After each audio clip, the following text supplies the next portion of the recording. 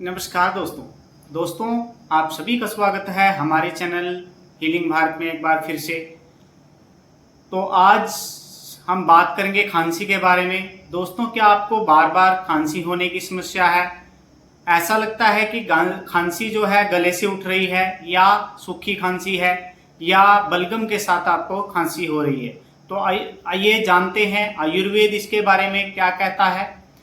तो आयुर्वेद में जो है खांसी सिर्फ एक लक्षण नहीं, बल्कि यह बताती है कि आपका वात बढ़ा हुआ है या पित्त बढ़ा हुआ है या कफ बढ़ा हुआ है। कौन सा दोष आपका असंतुलित है और कौन से दोष के असंतुलन के कारण आपको खांसी हो रही है।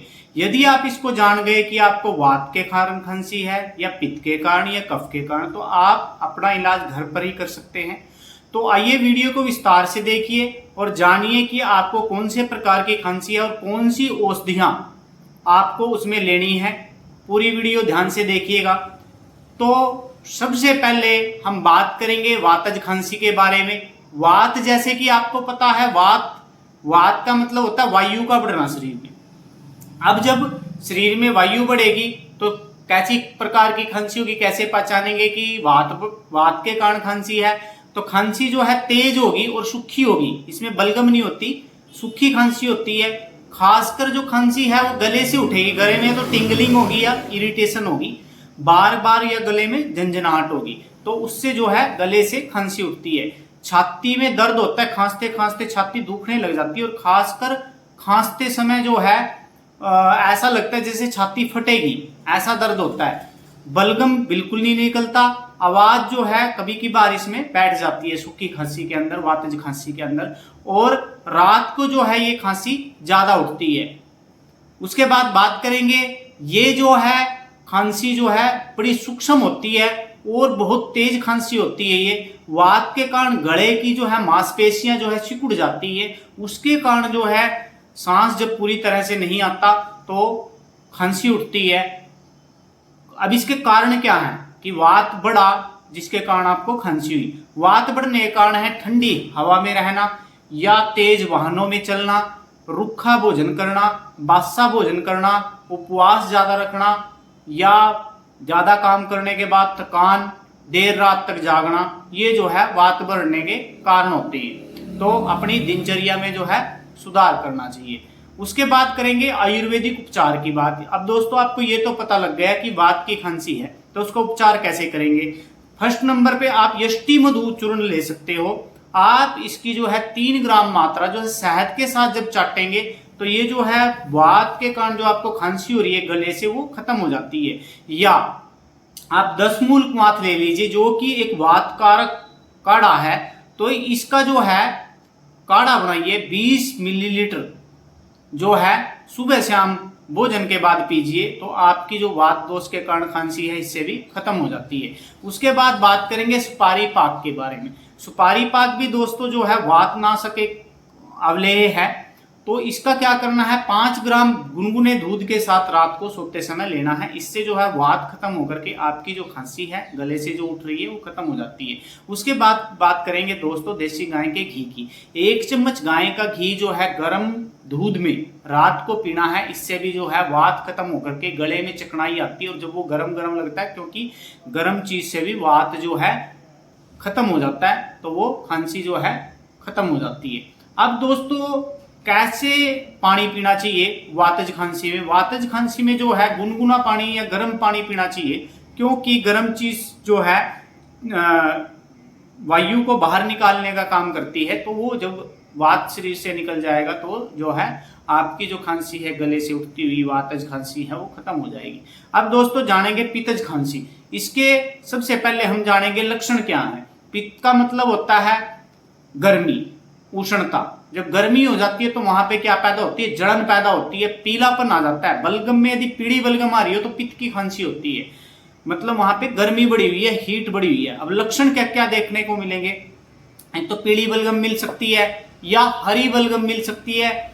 उसके बाद बुखार हो सकता है, साथ में तेज प्यास हो सकती है, ठंडा ठंडा पानी पीने का मन कर सकता है, आंखों में भी जलन हो सकती है, गले से उठने की जगह छाती से जो बलगम ऊपर आता है वहां पे जो है यदि जलन होती है तब भी जो है पित्तज खांसी है।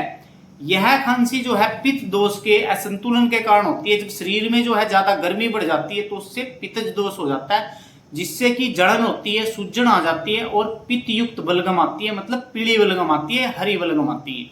तो दोस्तों अब जानेंगे इसके कारण क्या है, पित्त बढ़ने के कारण क्या क्या होते हैं। यदि आप मिर्च मसाले वाला ज्यादा भोजन लेते हो, या तीखी मिर्च वाला भोजन खाते हो, या सूरज की गर्मी में रोशनी में ज्यादा रहते हो, या शराब का सेवन ज्यादा करते हो, या पित्तवर्धक औषधियां ज्यादा खाते हो जैसे मिर्च मसाले, काजू बादाम वगैरह, या आपको गुस्सा ज्यादा आता है, या नींद जो है आपको कम आती है, तब भी आपका पित्त बढ़ जाता है और आपको पित्तज खांसी होने के चांसेस हो जाते हैं। अब बात करेंगे आयुर्वेदिक उपचार के बारे में। यदि आपको पित्तज खांसी है तो आप किस किस चीज से उसका घर पर ही उपचार कर सकते हैं। सबसे पहले दोस्तों है त्रिकुटु पाउडर, प्लस उसमें ऐड करना है प्रवाल पिष्टी। दोनों की दोनों जो है ठंडी होती है। अब प्रवाल पिष्टी जो है ठंडी होती है, त्रिकटु को बैलेंस कर देगी। तो 1 ग्राम जो है दोनों को शहद में, 1 चम्मच शहद में मिक्स करके उसको चाटना है। इससे जो है पित्त शांत हो जाएगा और आपकी जो है पित्तज खांसी खत्म हो जाएगी। उसके बाद बात करेंगे मुलट्ठी का काढ़ा। मुलट्ठी भी नेचर में ठंडी होती है और कफ को जो है उखाड़ने का काम करती है, उसको पंगड़ा के बाहर लेके आने का काम करती है। तो जो है मुलट्ठी 20 मिलीलीटर जो है उसका काढ़ा दिन में 2 से 3 बार पीना है। मुलट्ठी को मुंह में रख के जो है चबा चबा के चूसते रहो उसका, उससे भी जो है जो पित्तज खांसी है वो खत्म हो जाती है। उसके बाद बात करेंगे शीत पित्त हर क्वाथ के बारे में। इस क्वाथ की जो है 20 मिलीलीटर मात्रा जो है सुबह शाम प्रयोग करनी है। उसके बाद बात करेंगे कौन से तापमान का जो पानी है पित्तज खांसी में पीना सही रहता है।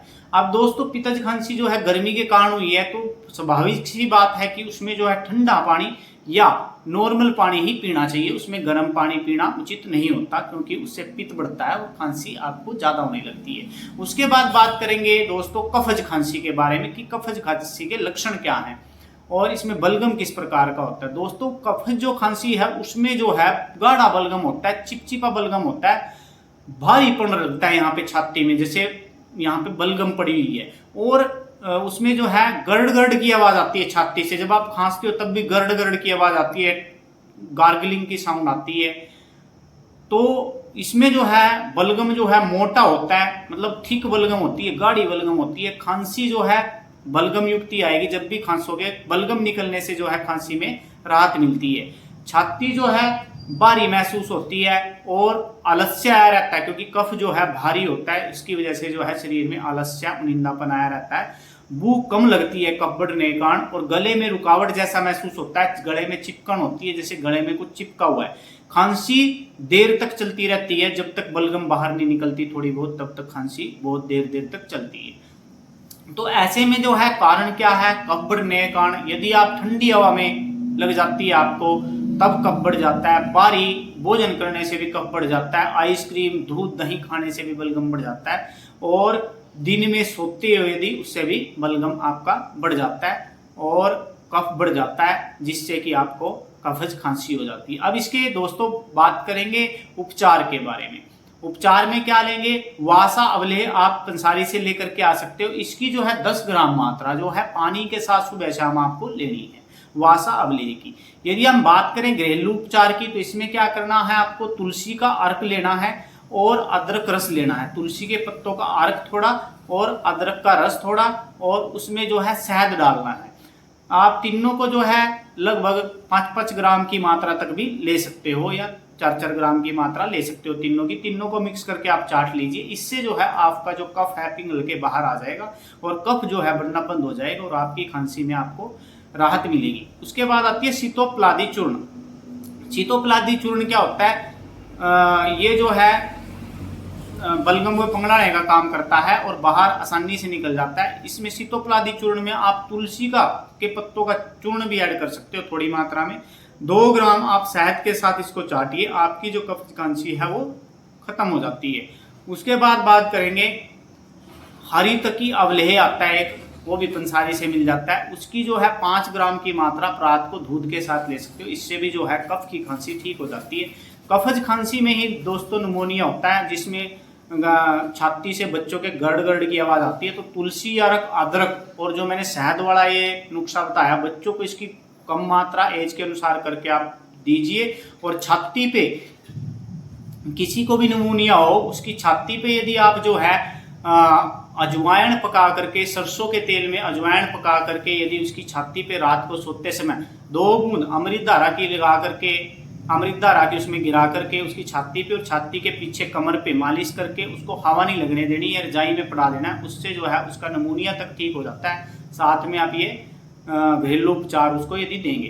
तो दोस्तों, अब आपको जो है समझ आ गया होगा कि सिर्फ खांसी देखकर जो है हम पहचान सकते हैं कि कौन से दोष के कारण आपकी खांसी हुई है और उसका उपचार क्या है। तो घर पर ही रह करके अपनी खांसी को आप ठीक कर सकते हैं और निरोग रह सकते हो।